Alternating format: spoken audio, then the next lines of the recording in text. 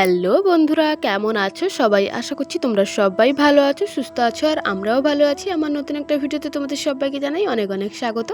ভিডিওটা একটু লেটে শুরু করেছিলাম, ওই প্রায় বলতে গেলে 9:30 মতন বেজে গেছিলো। তো ওই যে দেখতেই পাচ্ছ, তোমাদের দাদাভাই এখন আদা রসুন ছাড়াচ্ছিল। এই যে আজকে চিকেন রান্না হবে, তো তার কারণে কিন্তু তোমাদের দাদাভাই আদা রসুন ছাড়াতে বসে গেছে। আর আমি একটু ভিডিও করছিলাম। যাই হোক, তোমাদের দাদাভাই কিন্তু খুব সুন্দরভাবে আদাগুলোকে কেটে নিয়েছে, মানে কি বলতো, ছোটো ছোটো করে টুকরো করে কেটে নিয়েছে যাতে বাটতে সুবিধা হয় আর কি। আর এদিকে দেখো, তোমাদের দাদাভাই কিন্তু আদা রসুন বেটে, মানে সরি, কেটেই নিয়েছিল, আমি কিন্তু বেটে দিয়েছিলাম। আর এইদিকে দেখো, তোমাদের দাদাভাই এখন চিকেন ধুচ্ছিল। চিকেনের মধ্যে এতটা পরিমাণে চর্বি হয়েছিল, মানে কি আর বলবো তোমাদেরকে, চিকেনের মধ্যে তেল ভেসে উঠেছে। চিকেন যখন ধুচ্ছিল, জলের অবস্থা দেখেছো, তেল একদম ভেসে উঠেছে।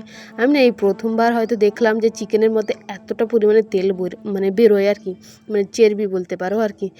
আর এই যে তোমাদের দাদাভাই ধুচ্ছিল দুটো হাত দিয়ে, ও কিন্তু বলছিল যে আর ধোয়া যাবে না, কারণ এতটা পরিমাণে চর্বি, মানে এতটা পরিমাণে তেল হয়েছে, আর একবার ধুলে কিন্তু ওই তেলগুলো আর থাকবে না, জলের মধ্যে ধুয়ে চলে যাবে। যাই হোক, ওইখানে কিন্তু তোমাদের দাদাভাই ধুয়ে দিয়েছিল ভালো করে। তারপর এদিকে দেখো, আমি চলে এসেছিলাম রান্না করছিলাম।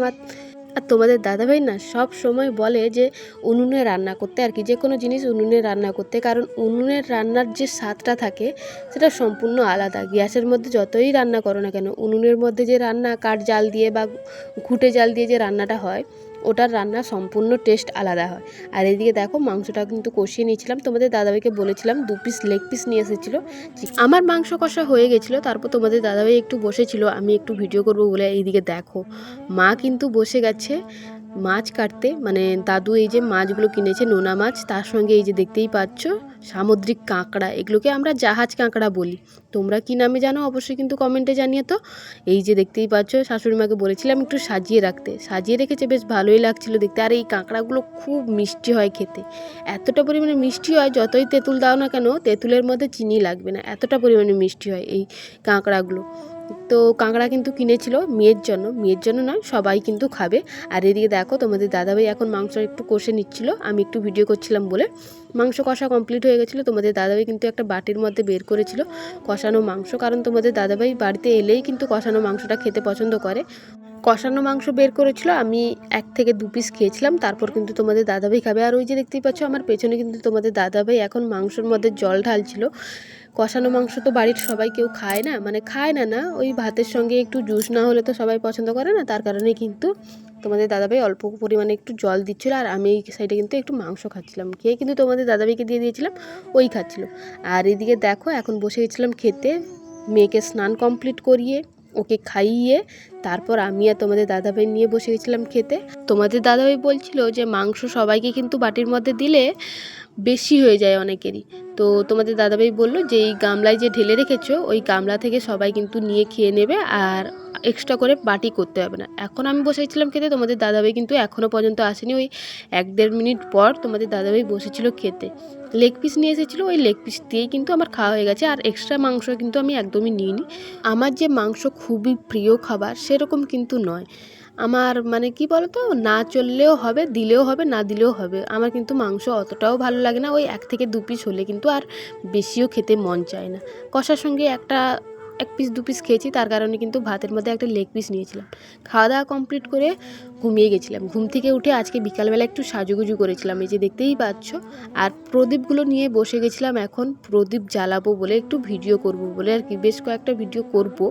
অ্যাকচুয়ালি কী বলো তো, এই যে প্রদীপগুলো নিজের হাতে বানিয়েছিলাম না, এই প্রদীপ জ্বালিয়ে বা বেশ কয়েকটা ফটো তুলবো বা বেশ কয়েকটা ভিডিও করব, ওই রকম আর সুযোগ হয়ে ওঠেনি। তোমাদের দাদাভাই এসেছে, বেশ কয়েকদিনের জন্য এসেছে, তোমাদের দাদাভাই কিন্তু চলে যাবে।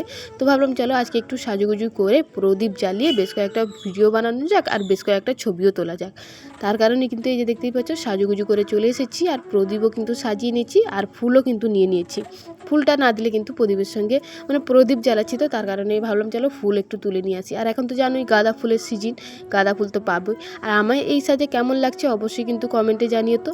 আর এইদিকে দেখো, আমি কিন্তু ফুলগুলোকে একটু ছিঁড়ে নিচ্ছিলাম, সঙ্গে কিন্তু আমার মেয়েও হেল্প করতে চলে এসেছিলো, এই যে দেখতেই পাচ্ছ। ওকে বলছিলাম তুই হাত দিস না, তুই পারবি না, ও কিন্তু কথাও শুনছিল না। আর আমি কিন্তু এর মধ্যে মধ্যে ভয়েসটা কেটে দিয়েছিলাম, কারণ সাইড থেকে প্রচুর পরিমাণে আওয়াজ আসছিল, বক্সের বলো বা মাইকের বলো, যাই হোক কোথাও একটা অনুষ্ঠান হচ্ছিলো বলে কিন্তু প্রচুর পরিমাণে আওয়াজ আসছিলো বলে আমি সাউন্ডটা কেটে দিয়েছিলাম, মানে ভয়েসটা কেটে দিয়েছিলাম আর কি। যাই হোক বেশ কয়েকটা ভিডিও বানানোর পর, ফটো তোলার পর এদিকে দেখো চলে এসেছিলাম রান্নার জন্য। রাত্রের যে রান্না হবে আজকে কিন্তু রান্না হচ্ছে 2 রকমের পিঠে বলতে পারো, পিঠে বলবো না, মানে একটা পিঠে হচ্ছে, একটা পায়েস হচ্ছে। এই যে দেখতেই পাচ্ছ এটা হচ্ছে মানে পায়েসের চাল আর কি। আর এর স্মেলটা এতটা সুন্দর, দাদু কিন্তু নিয়ে এসেছিলো। তাদের বাড়িতে ধান যে কোটা হয় না, ধান কোটার সময় কিন্তু এই চালটা নিয়ে এসেছিলো, কুটছিল। তো তার কারণে কিন্তু দাদু 500 না 1 কেজি না কত চাল নিয়ে চলে এসেছে।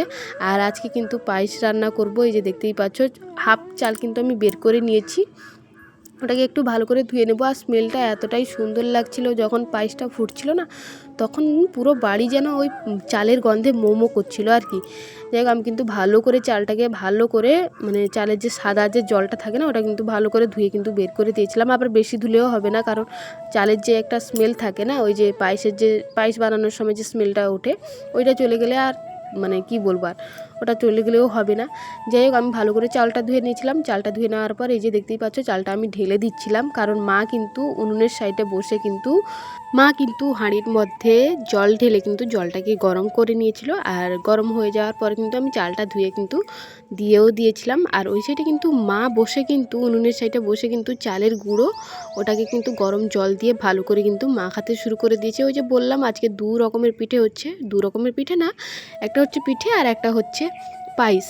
আর পিঠেটা হচ্ছে ভাপা পিঠে বলতে পারো বা পুলি পিঠে, ওই রকমই নাম, আমি জানি না ঠিক বললাম নাকি ভুল বললাম, তোমরা অবশ্যই কমেন্টে জানিও। আমি না পিঠের নাম সত্যিও বলছি, আমি পিঠের নাম ঠিকঠাক জানি না, মা বলেছিল ভাপা পিঠে বলে। তো যাই হোক এদিকে দেখো আমি কিন্তু এখন নারকেলটাকে কোরাতে শুরু করে দিয়েছিলাম, কারণ পিঠের মধ্যে তো নারকেলের ছৌ লাগবে, তো তার কারণে কিন্তু 2টো নারকেল ভেঙে কিন্তু ভালো করে কুড়িয়ে নিয়েছিলাম। আর এইদিকে দেখো আমি কিন্তু পায়েসটা রান্না বসিয়েছিলাম আর কি, মানে পায়েসটা তো অনবরত নাড়তে হবে, কারণ নিচে বসে গেলে হবে না। পায়েসটা কিন্তু অনবরত নাড়ছিলাম, পায়েসটা কিন্তু কমপ্লিট করে নিয়েছিলাম। কমপ্লিট করে নেওয়ার পর এদিকে দেখো এখন 3 জন মিলে কিন্তু বসে গেছিলাম পিঠে বানাতে। বেশ ভালোই লাগছিল, মজাও লাগছিল, কারণ 3 জন অনেক দিনের পর একসঙ্গে বসে পিঠে বানাচ্ছি। আমি, শাশুড়ি মা আর তোমাদের দাদাভাই কিন্তু গোল গোল করে দিচ্ছিল, আর আমি কিন্তু এই যে পিঠের যে শেপ থাকে ওই শেপটা করছিলাম। শেপ কিন্তু করে কিন্তু ছৌ দিয়ে কিন্তু আমি ভালো করে মুড়ে নিচ্ছিলাম। আর বেশ বসে বসে 3 জন মিলে কিন্তু কথাও বলছিলাম, বেশ ভালোও লাগছিল, মা, আমি আর তোমাদের দাদাভাই। আর জানো তো তোমাদের দাদাভাই কিন্তু সেরকম পিঠে পুলি বলো পায়েস বলো কোনো কিছুই কিন্তু খেতে পছন্দ করে না, শুধু এই পিঠেটাই খেতে ভালোবাসে। তার কারণে কিন্তু মা আজকে এই পিঠেটা বানাচ্ছে। আর এটা হচ্ছে ভাপা পিঠে। ভাপা পিঠে কিন্তু তেল ছাড়া হয়, জানোই তো, ভাপানো হয়। আর তার কারণে কিন্তু তোমাদের দাদাভাই সব পিঠের মধ্যে এই পিঠেটা খেতে ভালোবাসে, একটু হলেও এই পিঠেটা খায় আর কি। তার কারণ কিন্তু আজকে এই পিঠেটা বানানো হচ্ছে আর কি। আর এইদিকে দেখো পিঠে বানানো কমপ্লিট হয়ে গেছিলো। আমাদের এখানে নিয়ম আছে, পিঠে বানানোর আগেই কিন্তু 3টে গোল গোল করে মানে করতে হয় আর কি, 3টে ডেলু টাইপের গোল গোল করে করতে হয়। যেই পিঠেতে হাত লাগাক না কেন তার আগে কিন্তু ছোট ছোট করে গোল করে নিতে হয়। আমি, মা, তোমাদের দাদাভাই সবাই কিন্তু ছোট ছোট করে গোল করে নিয়েছিলাম। আমি যে গোলটা করেছিলাম সবার ছোট করেছিলাম আর কি। যে পিঠে সাজাতে গিয়ে কিন্তু পিঠে একটা কিন্তু নিচের মধ্যে পড়েও গেছে অলরেডি।